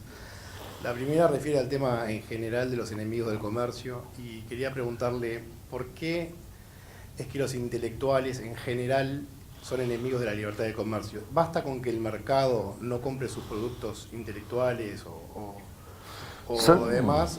Porque que yo sepa, Marx y Lenin no trabajaron nunca. Bueno, contesto a la primera y luego me dice usted la segunda. Los intelectuales son la profesión del que no tiene profesión. O sea, los intelectuales son el camelo. Y por tanto, como son el camelo y no tienen pericia en ningún campo determinado, lo único que saben es excitar el rencor colectivo. Pase a la segunda.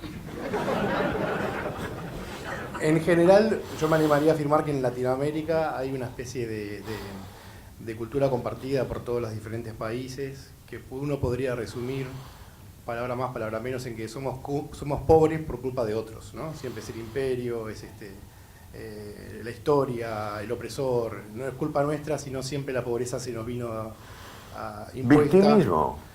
Exacto, Victimismo. victimismo. Ahora, entonces, yo quiero saber ¿qué piensa usted sobre el presidente de México, que por su apellido es español, o residentes españoles, ¡Qué pedazo de miserable! que pretende que España pida perdón? Directamente, ¡qué pedazo de miserable!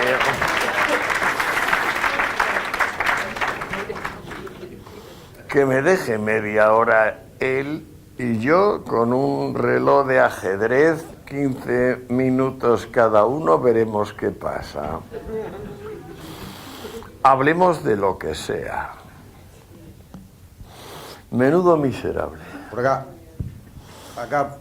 Antonio. Bueno, nada, otra vez bienvenido, que te gusten los cigarros, eso va. Sí, luego vamos a fumar todos, varios a la vez. Nosotros estamos acá en Uruguay con los que nos sentimos liberales atrás de la gran batalla, que es la batalla cultural, que a veces con un poco de desánimo la consideramos como perdida. Uruguay es un país muy ideologizado. Y yo lo resumo un poco en una frase que me quedó grabada de que tenés al lado Gerardo, el que yo soy oyente, como ex periodista, que una vez, palabra más, palabra menos, dijo, bueno, en este país los totalitarios, los colectivistas trazan una raya y ellos siempre se ponen del lado bueno. Esa batalla cultural que nosotros tenemos medianamente perdida, ¿por dónde la tendríamos que buscar los que amamos la libertad? No sé si se entiende, Antonio. Por lo concreto, por el estudio, por demostrar que la esencia del ser humano es saber, por volver a Sócrates, por volver a Aristóteles, por volver a decir, reconozco que moriré, pero entre tanto sabré, y punto. El que tenga coraje saldrá adelante, el que no lo tenga se tornará fanático de esto o lo otro. Y ni siquiera, porque morir morirá, como una rata en un barco en llamas. Buenas tardes, maestro. Es para mí un honor y un placer, pues yo he leído sus obras desde comienzos de los 90, con la historia general de las drogas, obra esclarecedora, si las hay, que la recomiendo, y volví a Pero maravillar. fíjese que yo no sabía nada, me puse a estudiar eso igual que los enemigos del comercio. Estaba convencido de que el mundo había prohibido la droga siempre, y solo empezar a tirar del hilo el código de Hammurabi, no sé qué, no sé cuántos, Epopeya de Gilgamesh, Homero. Me di cuenta. Siga, por favor.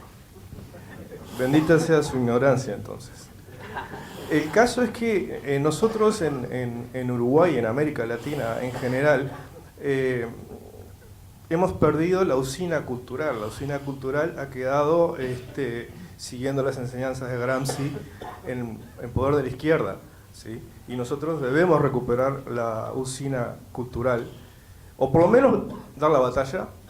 No Claro, tener pero vergüenza. usted en primer lugar. Usted en primer lugar. Ok. El tema pasa también por reconocer que frente a nosotros están neoplatonistas, educados en el doble discurso de la Iglesia Católica, que se promete lo imposible. Esto es que un hombre renuncie al sexo por un amigo imaginario, ¿sí? Y eso habilita en la base de la sociedad la mentira, construir una sociedad basada en una mentira imposible. Otra mentira imposible es que yo soy tan honesto que dadme a mí todas las riquezas que yo les aseguro que se las repartiré, en lugar de dejar que ustedes, cada uno de acuerdo a sus talentos y virtudes, llegará al punto que merezca. Amigo mío, la mentira se llama resurrección de los cuerpos. Ningún sacerdote pagano se atrevió a prometer eso. Cuando alguien prometió eso, el vulgo, todo lo que se llamaba plebe, se sumó. Nadie había osado decir que resucitaremos no nuestro espíritu, cada célula, la uña, la oreja. Sí, pero qué despilfarro energético, ¿verdad? Nadie se le ocurrió eso. Todo el mundo se sintió confortado. ¿Qué triunfo hubo ahí? El de la autoimportancia, el de los clientes del diván psicoanalítico, el de los cobardes.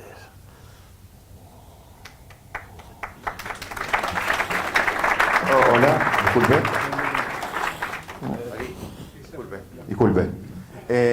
Primero que nada quiero agradecer al IEC, al Instituto de Estudios Cívicos y a Antonio Escotado y a todos los presentes en la charla.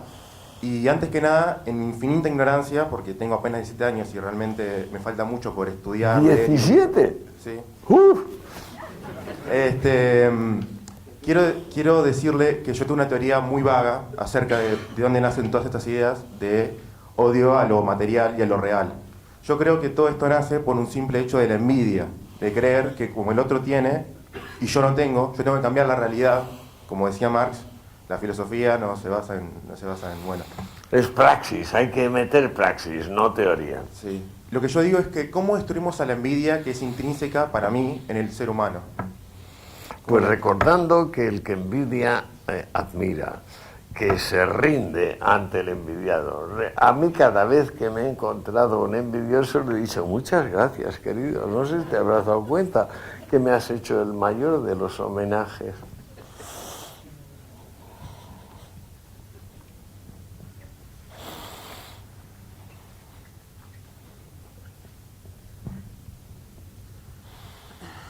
Bueno, hola. Mi pregunta puede que sonara no tan culta como las demás, pero había oído hace poco que tuvo una entrevista con Pablo Iglesias, ¿puede ser? Seguro. Y con Monedero. Mi pregunta es, ¿por qué?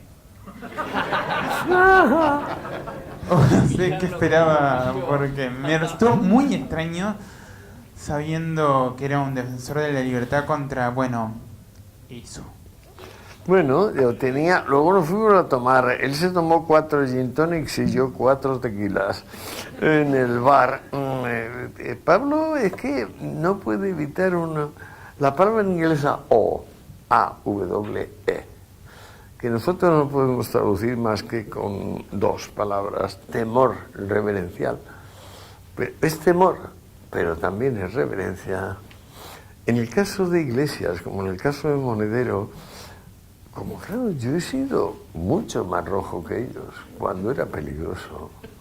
Hablar conmigo es un asunto de o sea, porque no se puede tranquilamente decirme a mí que yo soy reaccionario. Ellos saben que no pueden hacerlo. Ellos en particular. Porque ellos son miembros del partido que yo ayudé a fundar. De modo que eso fue muy gracioso. ¿Cómo no voy a salir con Pablito? Que además es mi vecino, está a 250 metros mío, pero tiene un chalet que vale 6 veces lo que el mío. Así va la vida. No me importa nada. A todos moriremos. Veremos quién muere con más tranquilidad.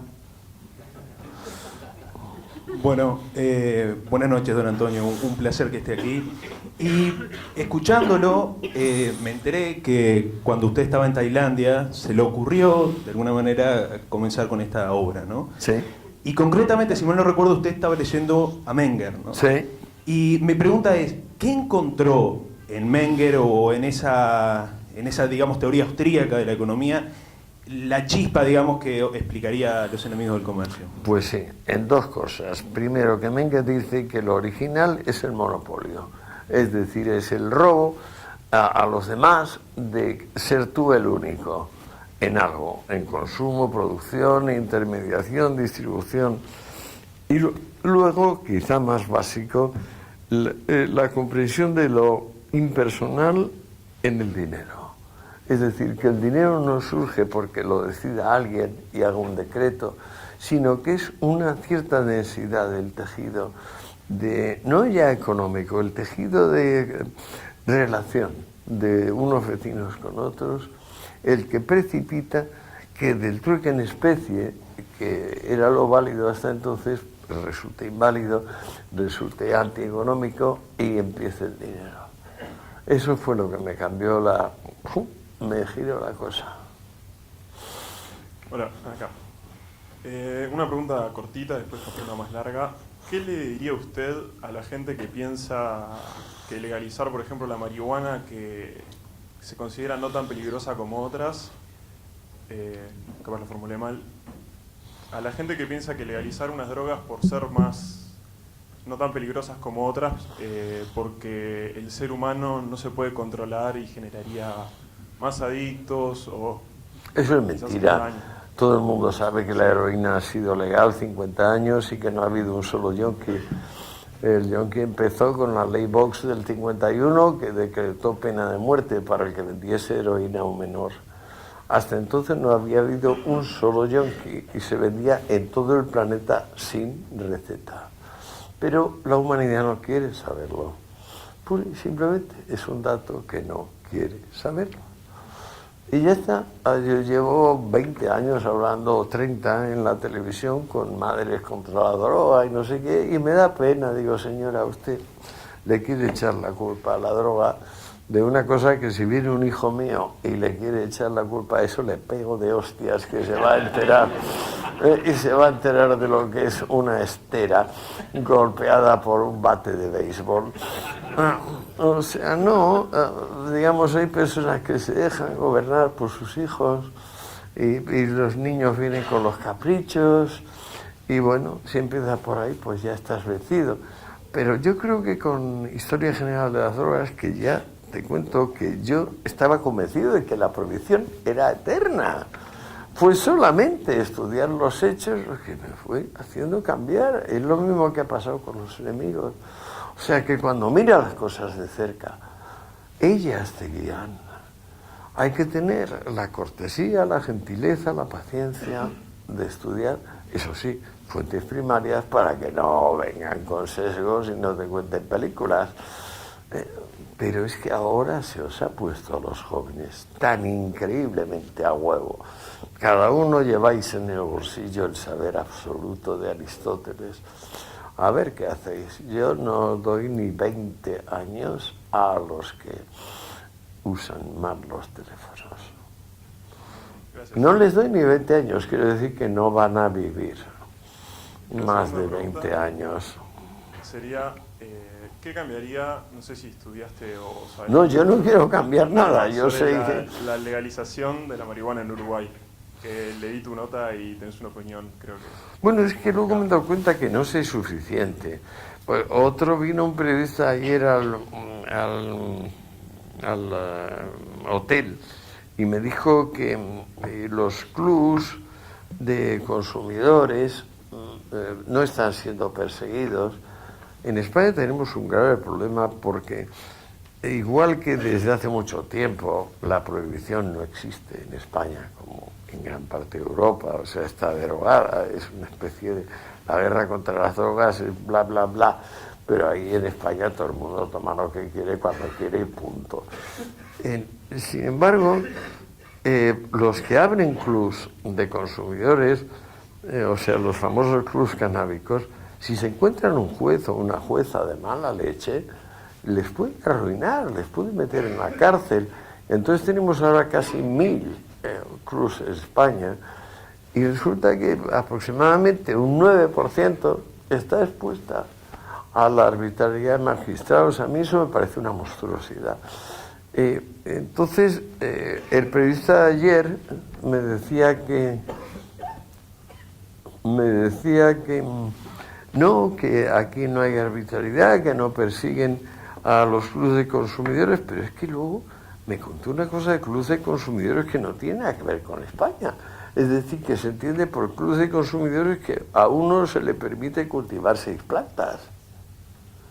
Eso no contribuye al desarrollo económico y del empleo y del conocimiento. O sea, la planta de marihuana es fuente, y lo va a ser en Estados Unidos, ya lo está haciendo y es evidente, es una fuente de generación de capital real, de riqueza efectiva de grande nivel. O sea, quiero decir que no de las 10 mayores del mundo en cuanto a capacidad de producción de empleo y acumulación de capital.